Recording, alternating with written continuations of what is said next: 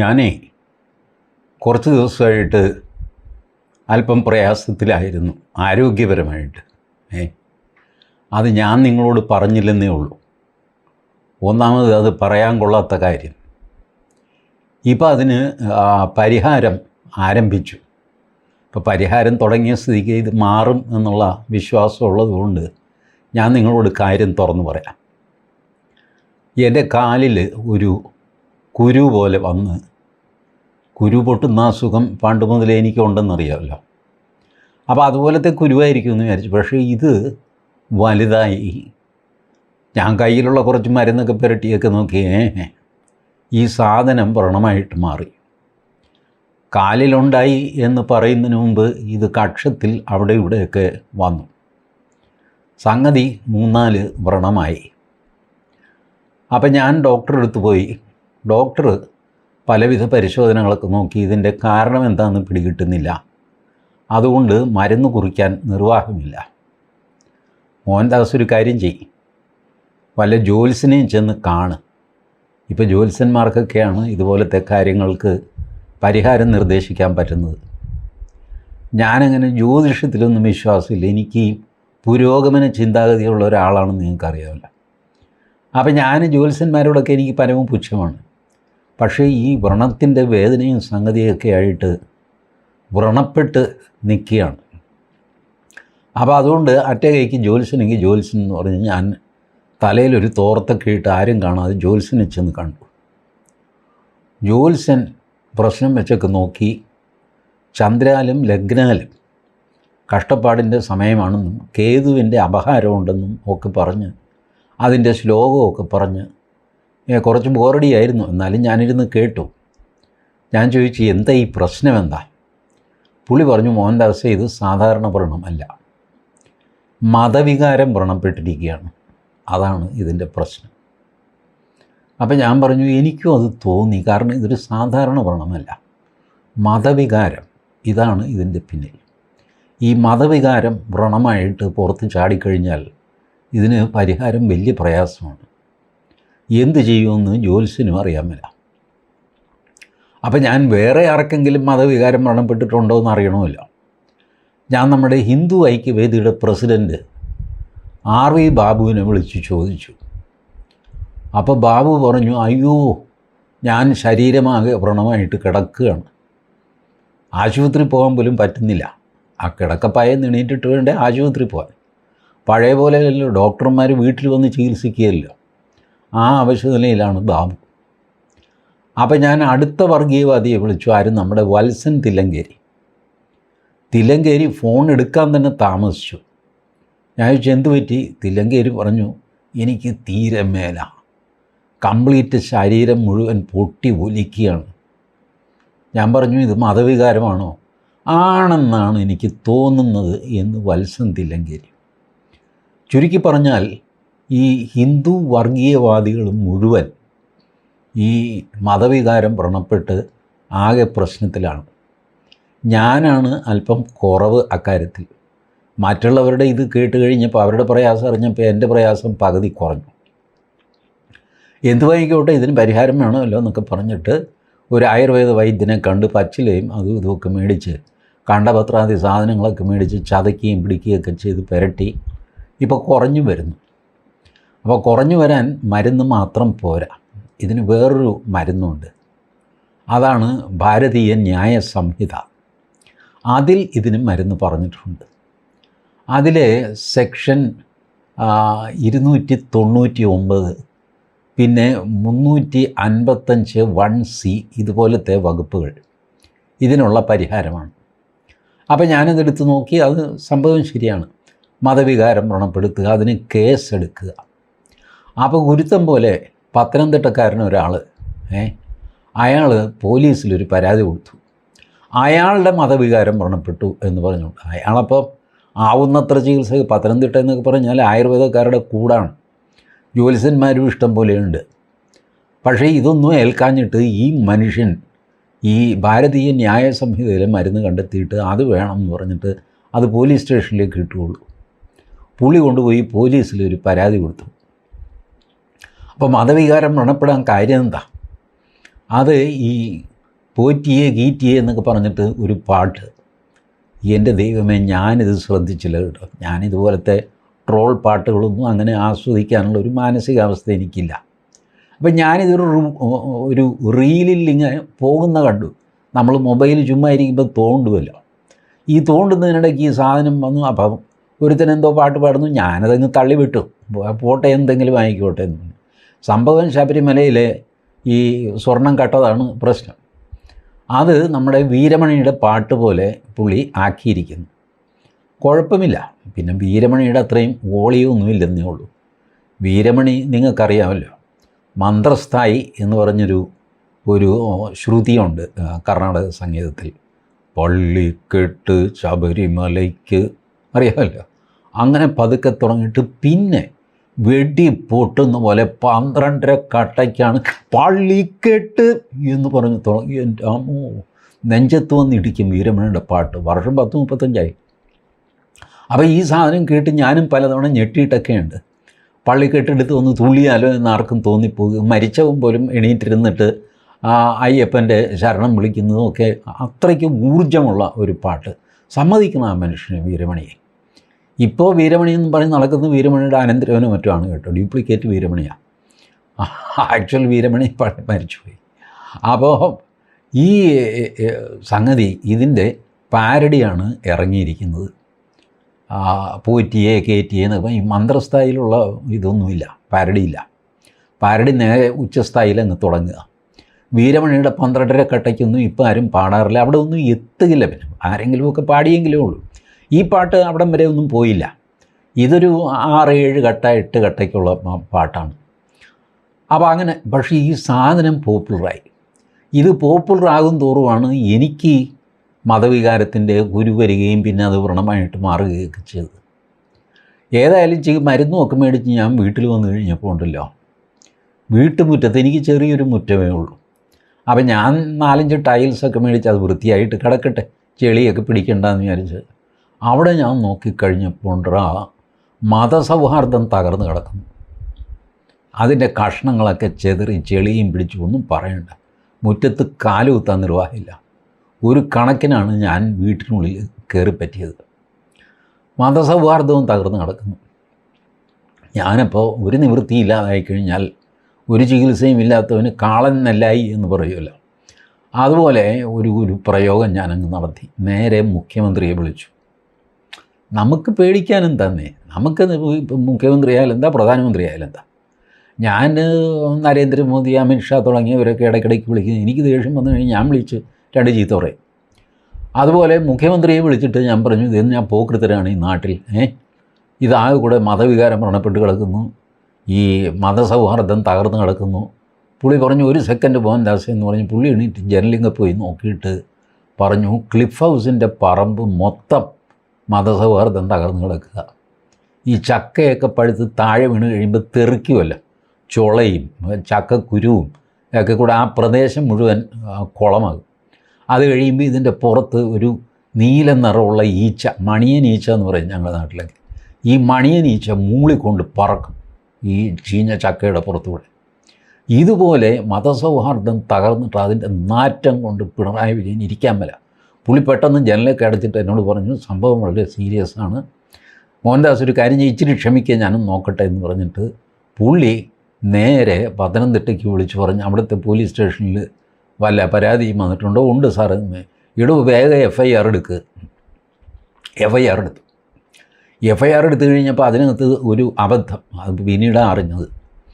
ഈ പരാതിക്കാരൻ 4 മുസ്ലിങ്ങളുടെ പേരാണ് എഴുതി കൊടുത്തത്. ഈ പാട്ട് എഴുതിയവൻ, പാട്ട് പാടിയവൻ, സംഗീത സംവിധാനം നിർവഹിച്ചവൻ, പിന്നെ അവൻ്റെ സ്റ്റുഡിയോ, ഇതെല്ലാം മുസ്ലിങ്ങളാണ്, മലപ്പുറത്തുകാരാണ്. ആദ്യത്തെ മുസ്ലിമിൻ്റെ പേര്, പാട്ട് എഴുതിയ ആളിൻ്റെ പേര് കുഞ്ഞുപിള്ള. അപ്പോൾ ഞാനിത് കേട്ടപ്പോൾ കുഞ്ഞുപിള്ള എന്ന് പറഞ്ഞിട്ടൊരു മുസ്ലിം പേരുണ്ട്, പറയാൻ പറ്റില്ല, പരീത് പിള്ള എന്നൊക്കെ പറഞ്ഞുണ്ടല്ലോ. അപ്പോൾ ഇങ്ങനെ വല്ല കുഞ്ഞുപിള്ള കാണുമായിരിക്കും. കുഞ്ഞുപിള്ള എന്ന് പറയുമ്പോൾ നമുക്ക് ഒരു ചെറുപ്പക്കാരൻ്റെ പേരായിട്ട് തോന്നുന്നില്ല. പ്രായമൊക്കെ ആയി പല്ലുമൊക്കെ പോയിരിക്കുന്ന ഒരു കാർന്നവരുടെ ഒരു ചിത്രമല്ലേ നമ്മുടെ മനസ്സിൽ കുഞ്ഞുപിള്ള എന്ന് പറയുമ്പോൾ. കാര്യം കുഞ്ഞാണെങ്കിലും ആൾ പിള്ളയാണെങ്കിലും സംഭവം കിളവനാണ് എന്ന് നമുക്ക് മനസ്സിലൊരു തോന്നലുണ്ടാകും. ഇതെന്താ അങ്ങോട്ട് ഒക്കുന്നില്ലല്ലോ എന്ന് വിചാരിച്ചിരുന്നപ്പോഴാണ് ഏഷ്യാനെറ്റിൽ അവർ പറഞ്ഞു കുഞ്ഞുപിള്ള ഒരു അക്ഷരപെശകാണ്, കുഞ്ഞബ്ദുള്ള എന്നാണ് ഇയാളുടെ ഒറിജിനൽ പേര്. ആൾ ഗൾഫിലെങ്ങാണ്ടാണ്. പുള്ളി ഈ പാട്ട് എഴുതി ഒരു തമാശ എന്നുള്ള നിലയ്ക്ക് അത് പാടി റെക്കോർഡ് ചെയ്തു. കാര്യമൊക്കെ ശരിയാണ്, എല്ലാവരും മുസ്ലിങ്ങളാണ്. അപ്പോൾ കുഞ്ഞബ്ദുള്ള എന്നുള്ളത് പരാതിക്കാരൻ തെറ്റായിട്ട് കുഞ്ഞുപിള്ള എന്ന് എഴുതി കൊടുത്തു. പോലീസുകാർക്ക് കുഞ്ഞുപിള്ളയുടെ പേരിൽ പരാതി വന്നു കഴിഞ്ഞാൽ കുഞ്ഞുപിള്ളയുടെ പേരിലേ FIR എഴുതാൻ പറ്റുള്ളൂ, അല്ലാതെ കുഞ്ഞബ്ദുള്ളയുടെ പേരിൽ FIR എഴുതാൻ പറ്റുമോ? നാളെ ഇത് വലിയ പ്രശ്നമാകില്ലേ? അതുകൊണ്ട് കുഞ്ഞുപിള്ള എന്ന് തന്നെ പോലീസുകാരെഴുതി. അവർ സത്യസന്ധരാണ്, അവരെ കുറ്റം പറഞ്ഞിട്ട് കാര്യമില്ല. ഏതായാലും എവിടെയോ ഇരിക്കുന്ന ഇനിയിപ്പം ഗൾഫിൽ കുഞ്ഞുപിള്ളയെ തപ്പി നടക്കേണ്ട ഒരു ഗതികേടാണ് കേരള പോലീസിനുള്ളത്. ഏതായാലും കേസെടുത്തു. കേസ് ഈ പറഞ്ഞ പോലെ ഭാരതീയ ന്യായ സംഹിത 299, പിന്നെ 355 1C ഇതൊക്കെ ഇട്ടാണ് ചെയ്തിരിക്കുന്നത്. ഈ 299 എന്ന് പറയുന്നത് നമ്മുടെ പഴയ IPCയിലെ 295A മതവികാരം വ്രണപ്പെടുത്തുക, ഇതാണ് വകുപ്പ്. ഈ വകുപ്പ് ഒറിജിനലി IPCയിലുണ്ടായിരുന്നതല്ല. IPC നിങ്ങൾക്കറിയാമല്ലോ, 1860 IPC നിലവിൽ വരുന്നത്. ആ IPC ഈഷൽ ഭേദഗതികളോടെ ചെറിയ ചില്ലറ വ്യത്യാസത്തോടെ ആ സീരിയൽ നമ്പറൊക്കെ മാറ്റി ഇറക്കിയിരിക്കുന്ന പുസ്തകമാണ് ഭാരതീയ ന്യായ സംഹിത. അല്ലാതെ അതിനകത്ത് വലിയ കാര്യമൊന്നുമില്ല. ഇത് പണ്ട് സായിപ്പ് ഉണ്ടാക്കിയതാണ്. മെക്കാളെ സായിപ്പ്, നമ്മളൊക്കെ കുറ്റം പറയുന്ന മെക്കാളെ സായിപ്പില്ലേ, അങ്ങേരെ എഴുതി ഉണ്ടാക്കിയ ക്രിമിനൽ നിയമമാണ് ഇപ്പോഴും നമ്മൾ ഫോളോ ചെയ്യുന്നത് കേട്ടോ. ആരും അത്ര വലിയ ഞെളിയൊന്നും വേണ്ട. ഇങ്ങേരെ ഈ സാധനം 1837 തയ്യാറാക്കി ബ്രിട്ടീഷ് സർക്കാരിന് സമർപ്പിച്ചു. 1837 ഡിസംബറിൽ പുള്ളി തിരിച്ച് ഇംഗ്ലണ്ടിലേക്ക് പോവുകയും ചെയ്തു. ശരിക്കും പറഞ്ഞാൽ 34 മുതൽ 37 ഡിസംബർ എന്ന് പറഞ്ഞാൽ 38 വെച്ചോ, 4 വർഷമേ മെക്കാളെ ഇവിടെ ഉണ്ടായിരുന്നുള്ളൂ. ഇപ്പോൾ എല്ലാവരും നരേന്ദ്രമോദി അടക്കം പറയുന്നത് കംപ്ലീറ്റ് നാശനഷ്ടത്തിൻ്റെ ഉത്തരവാദിത്വം മെക്കാളയ്ക്കാണെന്ന്. എന്തും ആയിക്കോട്ടെ, അത് വേറൊരു വിഷയം. അപ്പോൾ മെക്കാളെ എഴുതി ഉണ്ടാക്കി 1860 നിലവിൽ വന്ന ആ നിയമത്തിൽ ഈ 295A എന്നുള്ള വകുപ്പ് ഉണ്ടായിരുന്നില്ല. മതവികാരം വ്രണപ്പെടുത്തുന്ന ഒരു വകുപ്പുണ്ടായിരുന്നില്ല. മതവികാരം ആർക്കും വ്രണപ്പെടുത്താം, വ്രണപ്പെട്ടോട്ടെ, ഇതായിരുന്നു ചിന്താഗതി. അന്നത്തെ വളരെ ലിബറലായിട്ടെടുത്ത കാഴ്ചപ്പാടാണ്. 295 ഉണ്ടായിരുന്നു. അത് ഈ വിഗ്രഹം നശിപ്പിക്കുക, വിഗ്രഹത്തിൻ്റെ പുറത്ത് മൂത്രം ഒഴിക്കുക, കൂന്താലി എടുത്തിട്ട് വിഗ്രഹം കിളച്ചു മറിക്കുക, ഇങ്ങനെയൊക്കെ ചെയ്യുന്ന കുറ്റത്തിന്, ആരാധനാലയം നശിപ്പിച്ചു എന്നുള്ള കുറ്റത്തിന് IPC 295 അതിലുണ്ട്. 295A പിന്നീട് 1927 എഴുതി ചേർത്തത്. അതിനൊരു ചരിത്രമുണ്ട്. 1924 ഈ പഴയ അന്ന് ഇതാണ്, പാകിസ്ഥാനൊന്നുമില്ല, എല്ലാം ഇന്ത്യയാണ്. ലാഹോറിൽ രംഗീല റസൂൽ എന്ന് പറഞ്ഞൊരു പുസ്തകം ഇറങ്ങി. അല്പം അശ്ലീലമാണ്, തമാശയാണ്, രണ്ടും കൂടെ ചേർന്നൊരു പുസ്തകം. അത് പണ്ഡിറ്റ് ചമുപതി എന്ന ഒരു ഈ നമ്മളുടെ എന്താണ് ഇപ്പോൾ അത് ആര്യ സമാജിസ്റ്റാണ് അദ്ദേഹമാണ് ഈ പുസ്തകം തയ്യാറാക്കിയത്. ഈ പുസ്തകത്തിൽ എഴുത്തുകാരൻ്റെ എഴുതിയ ആളിൻ്റെ പേരില്ല. മഹാശയ രാജ്പാൽ എന്ന പബ്ലിഷർ ആണ് ഇത്. രാജ്പാൽ പബ്ലിഷിങ്ങോ മറ്റോ ആണ് ഇതിൻ്റെ പേര്. ഇങ്ങനെയാണ് ഇത് പബ്ലിഷ് ചെയ്തത്. ഇത് നമ്മുടെ രംഗീല റസൂൽ എന്ന് പറഞ്ഞ്, റസൂൽ അറിയാമല്ലോ, റസൂലേ നിൻ കനിവാലേ എന്നൊക്കെ പറയുന്ന റസൂൽ, അതായത് വർണ്ണപ്പകിട്ടുള്ള പ്രവാചകൻ, അതാണ് രംഗീല റസൂൽ. പ്രവാചകൻ്റെ വർണ്ണപ്പകിട്ട് എന്ന് പറഞ്ഞ് അതങ്ങ് വിസ്തരിച്ചിട്ടുണ്ട് പുള്ളി ആ പുസ്തകത്തിൽ. കണ്ടാ കളി കണ്ടില്ലെങ്കിൽ കാര്യം എന്നുള്ള നിലയ്ക്ക് കാര്യം എല്ലാവർക്കും മനസ്സിലാകും. പക്ഷേ പ്രവാചകൻ്റെ പേരുമില്ല, ഒന്നുമില്ല, അഡ്രസ്സും ഇല്ല, ഒന്നുമില്ല. നല്ല ഒന്നാം തരം സറ്റയർ പ്രവാചകനെ പറ്റി. ഇതെഴുതാൻ കാര്യം എന്താ, സീത വ്യഭിചാരിണിയായിരുന്നു എന്നൊക്കെ പറഞ്ഞിട്ട് ഒരു 3 പാംഫ്ലെറ്റ് അന്ന് ലാഹോറിൽ ഇറങ്ങി സീരീസായിട്ട്. അത് ഹിന്ദുക്കൾക്കിട്ട് മുസ്ലിങ്ങൾ വെച്ച ഒരു പാരയായിരുന്നു. അപ്പോൾ ഹിന്ദുക്കൾ സാധാരണയിൽ അനങ്ങൂലല്ലോ, ഒന്നും മിണ്ടില്ല, എന്തെങ്കിലും ആയിക്കോട്ടെ എന്നൊക്കെ പറഞ്ഞ് ഇന്ന് ഉഴപ്പുന്ന പോലെ അന്നും ഉഴപ്പിക്കൊണ്ടിരുന്നു. അന്നും ഇതൊക്കെ തന്നെ പണി. ആരെന്ത് പറഞ്ഞു കഴിഞ്ഞാൽ പോട്ടെ എന്നൊക്കെ പറഞ്ഞ് വിടുന്നത്. അങ്ങനെ വിട്ടു. ബട്ട് ഈ ആര്യസമാജികൾ അങ്ങനെ വിടാൻ തയ്യാറായിരുന്നില്ല. അതേസമയം ഡയറക്റ്റായിട്ട് പ്രവാചകനെ അപമാനിക്കുക അങ്ങനെയൊക്കെ ചെയ്തൊരു വഴക്കുണ്ടാക്കാനും അവരാഗ്രഹിച്ചില്ല. അപ്പോൾ പണ്ഡിറ്റ് ചമ്മുപതി എന്ത് ചെയ്തു എന്ന് വെച്ച് കഴിഞ്ഞാൽ രംഗീല റസൂൽ എന്ന് പറഞ്ഞ് തമാശ പുസ്തകം അതാണ് ഇറക്കിയത്. ഇതിറക്കി കഴിഞ്ഞ് മുസ്ലിങ്ങളും ഇതുപോലെ വിചാരിച്ചു, നമ്മളൊരു 3 പുസ്തകം ഇറക്കി, അയാൾ തിരിച്ച് ഇങ്ങോട്ട് ഒരു പാര വെച്ചു വോട്ട് എന്നൊക്കെ പറഞ്ഞ് മുസ്ലിങ്ങൾ അങ്ങിരുന്നു. പക്ഷേ നമ്മുടെ മഹാത്മാഗാന്ധി വിട്ടില്ല. മഹാത്മാഗാന്ധി ഈ പുസ്തകം കണ്ടിട്ട് മഹാത്മാഗാന്ധി എഴുതി, മുസ്ലിങ്ങൾക്ക് ആണത്തമില്ലേ, നിങ്ങളിത് സഹിക്കുന്നുണ്ടോ, നിങ്ങളിത് കാണുന്നില്ലേ, എന്ത് തെമ്മാടിത്തരാണ് പുസ്തകത്തിൽ എഴുതിയിരിക്കുന്നത്, അപ്പടി ഇപ്പടി എന്നൊക്കെ പറഞ്ഞിട്ട് മഹാത്മാഗാന്ധി പുള്ളിയുടെ പ്രസിദ്ധീകരണത്തിൽ യങ് ഇന്ത്യയിലോ മറ്റോ ആണ് പുള്ളി ഒരു ലേഖനമൊക്കെ എഴുതി പലരോട് സംസാരിച്ചു. സംഭവം ചൂടാക്കി കഴിഞ്ഞപ്പോൾ മുസ്ലിങ്ങൾ അങ്ങനെയാണോ, പ്രവാചകനെ നിന്ദിച്ചു. പ്രവാചക നിന്ദ എന്ന് പറഞ്ഞു കഴിഞ്ഞാൽ നമ്മളുടെ ഈ തൊടുപുഴയിൽ ജോസഫ് സാറിനെ കൈവെട്ടിയില്ലേ, പ്രവാചക നിന്ദ. ഈ പ്രവാചക നിന്ദ അന്ന് 1924 ഇത് അരങ്ങേറി. കേസെടുത്തു. അന്ന് കേസെടുത്തത് 153A വെച്ചിട്ടാണ്. 2 വിഭാഗങ്ങൾ തമ്മിൽ വഴക്കുണ്ടാക്കിക്കാൻ ശ്രമിച്ചു എന്ന് പറഞ്ഞിട്ടും പിന്നെ മതവികാരം മരണപ്പെട്ടു എന്നൊക്കെ പറഞ്ഞിട്ടും. പക്ഷേ ലാഹോർ ഹൈക്കോടതി ഈ മനുഷ്യനെ കുറ്റവിമുക്തനാക്കി. ലാഹോർ ഹൈക്കോടതി പറഞ്ഞു, ഇവിടെ മതവിമർശനത്തിന് വകുപ്പൊന്നുമില്ല. പിന്നെ 2 പേര് തമ്മിൽ വഴക്കിടിക്കാനുള്ള ഉദ്ദേശമൊന്നും ഈ പുസ്തകത്തിൽ കാണുന്നില്ല. ഒരു വിഭാഗത്തെ പരിഹസിച്ചു എന്ന് വിചാരിച്ചിട്ട് 2 വിഭാഗക്കാർ വഴക്കൊന്നും ഉണ്ടാക്കേണ്ട കാര്യമില്ല എന്നൊക്കെ പറഞ്ഞൊരു ക്ലീൻ വിധി എഴുതിയിട്ട് ഈ മനുഷ്യനെ പിടിച്ചതാരെയാ, ഈ പ്രസാധകനെയാണ്, മഹാശയ രാജ്പാലിനെയാണ് പിടിച്ചിരിക്കുന്നത്. മഹാശയ രാജ്പാലിനോട് കോടതി പലതവണ ഓഫർ കൊടുത്തു, നിങ്ങളെ വേണമെങ്കിൽ വിടാം, ഇതെഴുതിയ ആളിനെ കൊണ്ടുപോവാം. മഹാശയ രാജ്പാൽ ജമ്മൻ ചെയ്ത് കഴിഞ്ഞാൽ എഴുതിയവൻ്റെ പേര് പറയില്ല. അവർ തമ്മിലുള്ള ഒരു കരാറായിരുന്നു അത്. രാജ്പാൽ ഇത് പ്രസിദ്ധീകരിക്കുന്നതിന് മുമ്പ് ഈ ചമ്മുപതിയോട് പറഞ്ഞു, നിങ്ങൾ ഭയപ്പെടേണ്ട, നിങ്ങളുടെ പേര് ഒരിക്കലും ഞാൻ പുറത്തുവിടില്ല എന്ന് പറഞ്ഞു. അത് അതുപോലെ ആ മനുഷ്യൻ പാലിച്ചു. 1927 ഈ മഹാശയ രാജ്പാലിനെ ലാഹോർ ഹൈക്കോടതി വെറുതെ വിട്ടെങ്കിലും ഹൈക്കോടതിയുടെ വളപ്പിൽ വെച്ച് ഇൽമുദ്ദീൻ എന്ന മുസ്ലിം ഈ മഹാശയ രാജ്പാലിനെ വെട്ടിക്കൊന്നു. അങ്ങനെ പ്രസാധകൻ കൊല്ലപ്പെട്ടു. അപ്പോഴും എഴുത്തുകാരൻ പുറത്തു വന്നില്ല. എഴുത്തുകാരനെ പലരും അന്വേഷിച്ചെങ്കിലും മഹാശയ രാജ്പാൽ ഈ രഹസ്യം പുറത്തുവിട്ടില്ല. വളരെ കാലം കഴിഞ്ഞിട്ടാണ് ഇത് പണ്ഡിറ്റ് ചമ്മുപതിയാണ് എന്നറിയുന്നത്. അതിനെ തുടർന്ന് വലിയ ലഹളകളുണ്ടായി. ലാഹോറിലുണ്ടായി, അമൃത്സറിലുണ്ടായി. അറിയാമല്ലോ, മുസ്ലിങ്ങൾ ഒരിക്കൽ ഇളകി കഴിഞ്ഞ് കഴിഞ്ഞാൽ അടുത്തടുപ്പിച്ചുള്ള പ്രദേശങ്ങളിലൊക്കെ വർഗീയ ലഹള നടക്കും. ഹിന്ദുക്കൾ തല്ലുകൊണ്ട് വിഷമിച്ച് ആകെ കച്ചറയായി. ബ്രിട്ടീഷ് സർക്കാർ ഈ വകുപ്പ് കൊണ്ടുവന്നു. 295 താഴെ 295A എന്നെഴുതിയിട്ട് മതവികാരം വ്രണപ്പെടുത്തി കഴിഞ്ഞാൽ അത് കുറ്റകരമാണ്. ഈ മതവികാരം വ്രണപ്പെടുന്നത് എങ്ങനെ തീരുമാനിക്കും അറിഞ്ഞുകൂടാ. ഇല്ലേ, CPMൻ്റെ ബലാത്സംഗത്തിൻ്റെ തീവ്രത അളക്കുന്ന യന്ത്രം പോലെ മതവികാരത്തിന് വല്ല യന്ത്രമുണ്ടോ ഇത് അളക്കാനായിട്ട്? ഒന്നാമത് വികാരം എന്ന് പറഞ്ഞാൽ തലയ്ക്ക് വെളിവുള്ള മനുഷ്യൻ പെട്ടെന്നൊന്നും അയാളുടെ വികാരം വ്രണപ്പെടുകയില്ല. ഇച്ചിരി ചൂടനൊക്കെ ആണെങ്കിൽ അയാൾക്ക് വികാരം വ്രണപ്പെടും. പിന്നെ വികാരം വ്രണപ്പെട്ടതായിട്ട് അഭിനയിക്കും ആൾക്കാർ.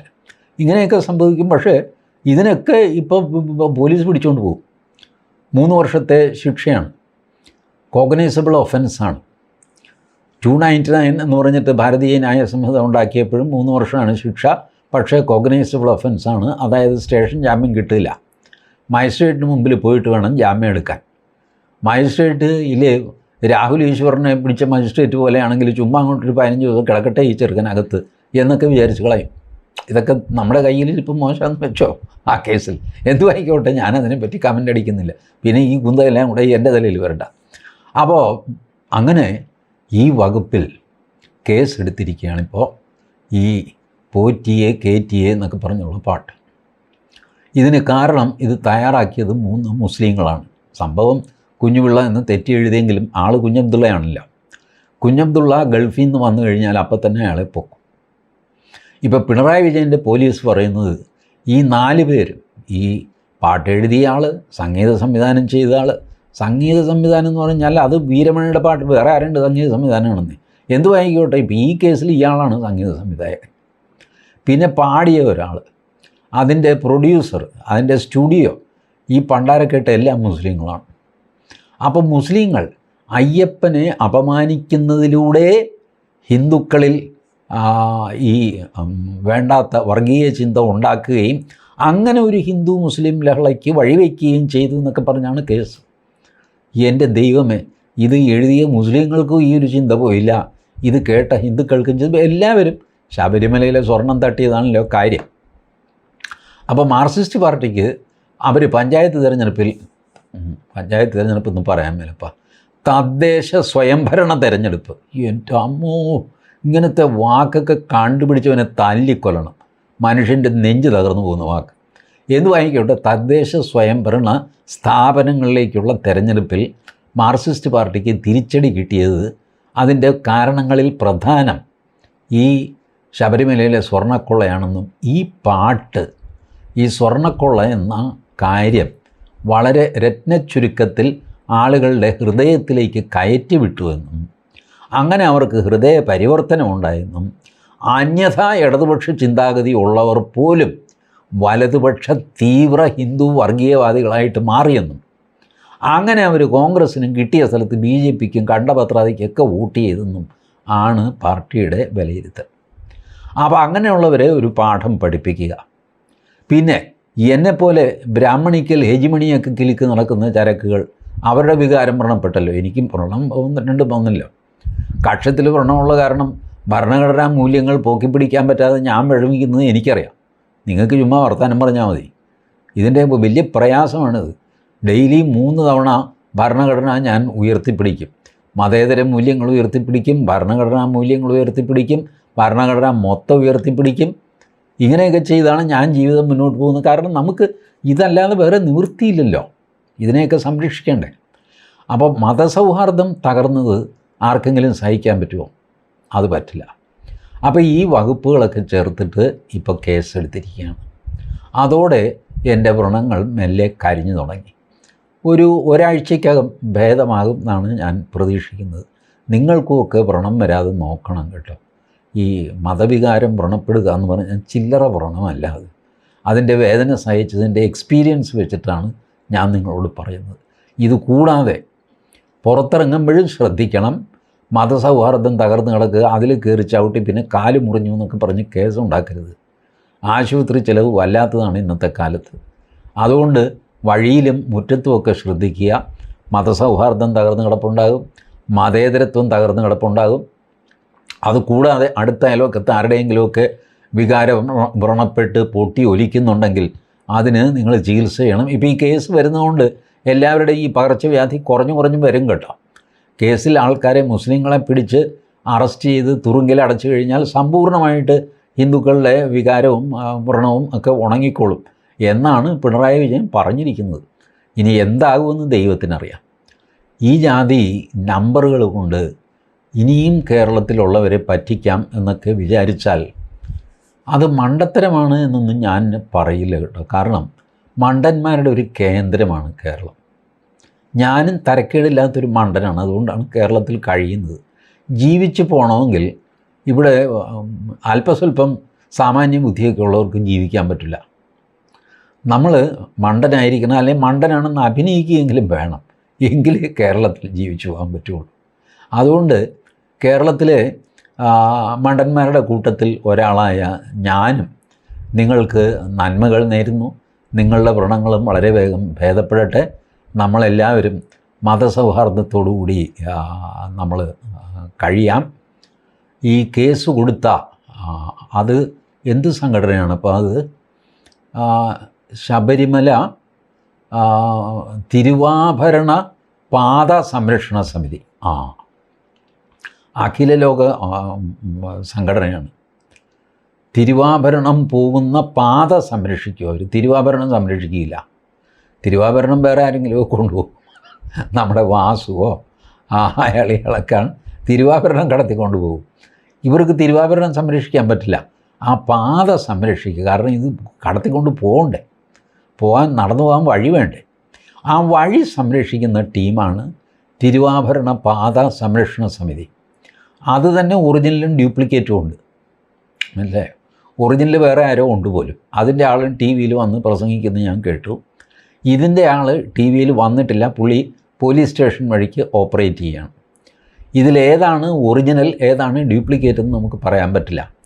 അന്താരാഷ്ട്ര സംഘടനകളാണ് രണ്ടും. തിരുവാഭരണ പാത സംരക്ഷണ സമിതിക്ക് യുണൈറ്റഡ് നേഷൻസിൽ ഒബ്സർവർ പദവിയൊക്കെ ഉണ്ട്. നിങ്ങളിതൊന്നും അറിയുന്നില്ല, എന്തൊരു കഷ്ടം. ഇനി ഞാനിതൊക്കെ പറഞ്ഞ് മനസ്സിലാക്കണം എന്ന് പറഞ്ഞാൽ എങ്ങനെയാണ് നടക്കുന്നത്? അപ്പോൾ ഇങ്ങനെയുള്ള സംഘടനയാണ് ഈ പോലീസ് സ്റ്റേഷനിൽ പരാതി കൊടുത്തിരിക്കുന്നത്. അതുകൊണ്ട് റെസ്റ്റ് അഷ്യൂർഡ്, ധൈര്യമായിട്ടിരിക്കുക. പിണറായി വിജയൻ നമ്മുടെ കൂടെയുണ്ട്. അടുത്ത തെരഞ്ഞെടുപ്പിലും ഇനി ഇത് തുടക്കം മാത്രം, സൂചനയാണിത്, സൂചന മാത്രം. സൂചന കണ്ട് പഠിച്ചില്ലെങ്കിൽ സമരം ഞങ്ങൾ വ്യാപിപ്പിക്കും എന്ന് പറഞ്ഞ് മുദ്രാവാക്യം കേട്ടില്ലേ? അതാണ് ഇപ്പം ഇത് ഒരു സൂചനയാണ് ഈ FIR. ഇതിൻ്റെ പിന്നാലെ വരുന്നു യേശുക്രിസ്തു വരുന്നുണ്ട്. പണ്ട് സ്നാപക യോഹന്നാൻ പറഞ്ഞില്ലേ, എനിക്ക് പിന്നാലെ വരുന്നവൻ്റെ ചെരുപ്പിൻ്റെ വാറഴിക്കാനുള്ള യോഗ്യത എനിക്കില്ല എന്ന് പറഞ്ഞ പോലെ ഈ FIR പുറകെ വരാൻ പോകുന്ന FIRൻ്റെയും കേസിൻ്റെയും ഒന്നും ചെരുപ്പിൻ്റെ വാറഴിക്കാനുള്ള യോഗ്യത പോലും ഈ FIRന് ഇല്ല എന്ന് ഓർമ്മ വയ്ക്കണം. Thank you.